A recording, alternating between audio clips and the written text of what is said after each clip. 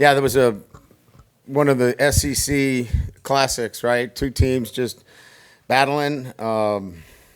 We did whatever was necessary to win the game.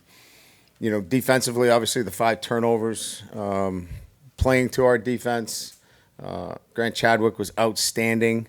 I'm sorry that that doesn't sound appealing to you folks, but I really don't care. We're trying to win football games. We flipped field position, and I think he had 4 inside the 20. 4 inside the 20. He was our weapon on offense today, and that's how we needed to win the game. We came up with a big play with the run at the end of the game to salt it away. And just really, really pleased with our guys and the way they handle things. You lose arguably your best defensive player in the first series. Then his brother goes down, but we got a third Weeks. And so we brought in the third Weeks. Not sure he knew exactly what was going on, but he's game, which is great. And that's what I love about this group. They just kept battling. Where a lot of teams would have been deflated in the way that went against us early on, they kept playing, believed that they were going to win. And sometimes I think as fans you got to understand there are ways to lose that game if you're not smart. And I thought we were very smart in the way we managed the game, and managing it was for the outcome that we got, and that is winning a football game in the SEC. This is a journey. This is a long time. Do we want to clean up things? Absolutely. But, again, holding somebody to 10 points that has talented players on the offensive side of the ball, and then finding a way to win the game, really proud of our group. So with that, questions? Brian in the back, I know you love these immediate post-game sessions, but what are you seeing with your offense? Stop. Really? Is that the first question? We won the game 20-10. Try another question. What do you want me to tell you? I just laid it out for you. We played the game to win the game. We played the game to win the game. All right. How about third down then? What is going on with third down? It's one game.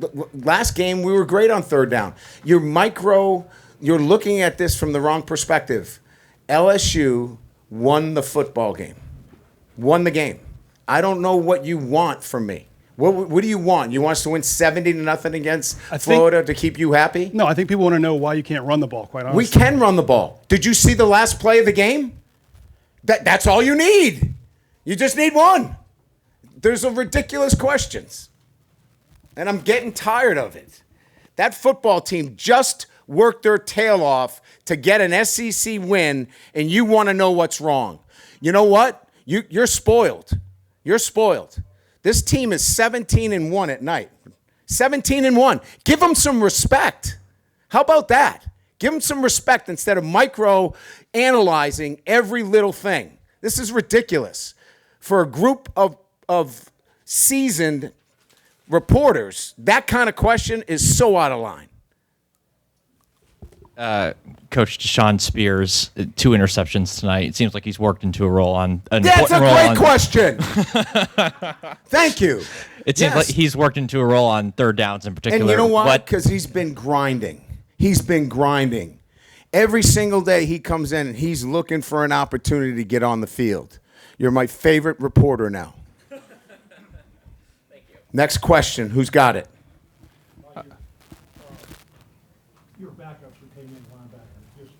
Another great question. An incredible question. We played Ty Singleton. How many snaps has he had? Maybe 3. He's had 3 snaps all year. And the kid came in there game and playing. Devon Keys had to play the whole game. Zach Weeks, he doesn't even know where the Cox Center is for academic support. I mean, and he went out there and he flew around.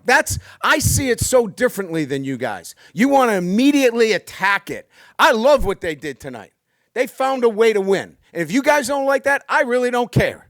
Because I'm so happy for those guys because they're in there singing because they worked their tails off tonight. And that's the point. I'm not trying to embarrass you, but it was a stupid question. Brian, another defensive question, actually. I mean, 5 interceptions. Hey, over here. Thank you. Is there something that was maybe a through line through those interceptions that y'all were able to maybe affect DJ Lagway in some way to kind of make that happen? Well, the way it as you did? saw, he was never settled in the pocket, right? We were moving that pocket where there was great pressure. And so he could never settle and be in rhythm. Most of those picks were out of rhythm throws. And that was the game plan, is to get him out of rhythm.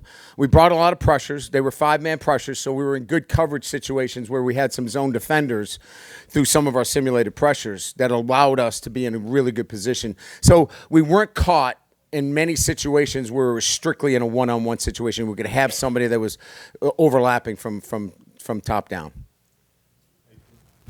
Hey, Coach, your big tight end had a real nice long catch. He did. Another great question. Had you practiced that play, or is that a new play, or is that something Well, it was a play-action pass, right? And so that safety had been coming down and fitting the run. One of the reasons why we struggled a little bit, they had the extra hat in there, and we were pretty conservative, not wanting to throw the football. And sooner or later, you got to hit some of those plays, and we were able to hit the tight end off of a play-action seam route. Brian, it's not a question for the game, but when the league moves to 9 games, this is possibly a game that could fall off of the schedule. Oh, really? So, I didn't know that.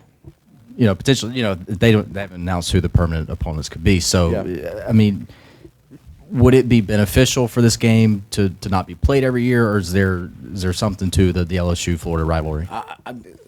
It's a question that really I don't have a great answer for, because I don't know what that's going to look like moving forward. I know that you're going to get 3 natural rivalry schools, that you'll continue to play. And then within I believe, a 4-year window, you'll play everybody. So you're right. I mean, there's a chance that this won't be a game that we play every year. But you saw it. I mean, there's great emotion out there. The fans are into it. We got wristbands. We got lights. Somebody said the Tiger was great at dancing in the end zone to keep everybody happy, because nobody likes the offense. You guys are killing me. Yes, next question. Yes, Brian, right here. Just the update maybe on West Weeks. Just what is it? And then Braylon Moore to go out there and give you everything he had tonight. Just what do you say about Another him? great question. Braylon was so gritty to go in there and play. I mean, he had high ankle sprain. And he was like, Coach, I'm going to find a way to play. And he told us that earlier in the week, and we were just really safe with him and careful with him, and did a great job. It's a calf injury with Wes. We don't think it's, a serious injury. It's not a knee. It's not an ACL. It's not an MCL. But it was a calf injury, and he couldn't really put any pressure on it. So, our doctors felt it was prudent that if he couldn't put enough of pressure on there, he was not going to be effective for us. In the back, Pickett, his interception, the 5th one of the ball game, just to see everybody, the celebration and what it meant for the freshmen to have. He came out of the 3rd row, didn't he? I mean that's length. And look, he's got great instincts. The guys were excited that he made the play. And I'm excited for him as a freshman to make that kind of play. But, PJ played great. I mean, anticipating slant routes that we gave up last year, you know what I mean? And just being there. Mansour continues. I don't even know why you would throw over there. He's in great position. So I just think it was great coverage on the back end, really disruptive up front, that DJ was moving most of the time trying to make those throws. Coach, I know you have not over here. I know you have not seen game film yet, but your early assessment on what you saw out of Garrett tonight. I thought he did some things better. Obviously, the interception can't happen. I mean, we've talked about it enough, and I'm not going to beat him up here. And he knows. We got to take care of the football. And the way we're playing offensively, we have to be smart, right, and take what the defense gives us. We're in field goal position there, and we got to get 3 points on the board in that situation. So piecing it together. Remember now, we had 4 NFL draftees off that offensive line. 4 guys that got drafted in the NFL. I don't know if anybody really knew that. These guys are working hard to get better. I'm with them every single day, and I watch them, and they're going to have to get better. There's no doubt. But they're committed, and we're going to commit to them, and we're going to keep working with them. Coach, did you get a good look at the targeting call on what weeks, and if so, what did you think of it? It's a fair question that you've asked. I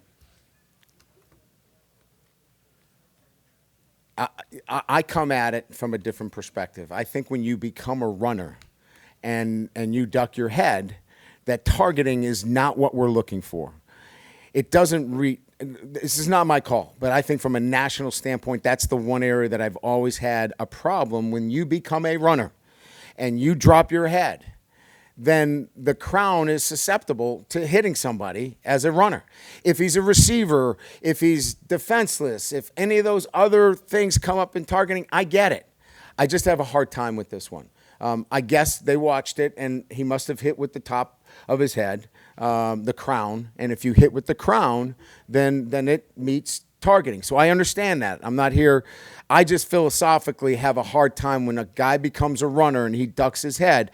That's a difficult burden to put on a tackler. Coach, before I ask it, is a question on Aaron Anderson fair? Is that a fair question for me to ask? Listen, I'm not gonna start grading before the question comes out. Bring it out, and then we'll grade. In his time here at LSU, he's grown so much, and he was huge for you guys tonight on third down. Can you talk about what you've seen from him over the last couple of years as he's developed in your program? Maturity, accountability, responsibility, number of different things.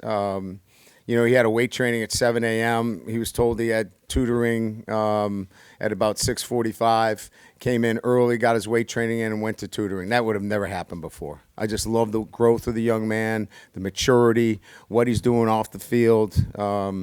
And so I just have a different perspective than you guys. I love what they're doing. They're working their tails off. We're not perfect. But we're going to make progress every single day. And we're going to, play to a great defense that we have right now, and we're going to keep working to get better on offense so Cobble can ask some questions next week. Congratulations on the win, Coach. Jacques, very good to start. Go ahead, ask your question now. You scored one offensive touchdown. Yeah. Nothing wrong with that. Thank you. And you win the game. Have you ever won a game here with only scoring 9 points? Earthquake game was 7-6. That was a long time ago. Well, what's that? 5-0 game. 5-0 game. Okay. So we've been down this road before. We scored 20. That's right. So how much has your defense improved in a year to put them out there and to play the way they are? And you lean on them to win games now. We're leaning on them to win, right? I mean, guys, you guys were here when we had a prolific offense. That doesn't work. You can't outscore people and be a championship team. You can build your offense around the defense if it's that good. And that's what we're going to do. We're going to get better on offense, be more efficient. But at the end of the day, we're not going to put our defense in a bad situation. And that's what we have to get better at. If there's some takeaways from here, it's really about ball control, flipping the field, doing a better job of being more efficient in third down situations when we can run it in third and short. And maybe we got to get in the eye like we did at the end there with a fullback back there and pound the football. If that's what we have to do, that's what we're going to do. Good question. Thank you.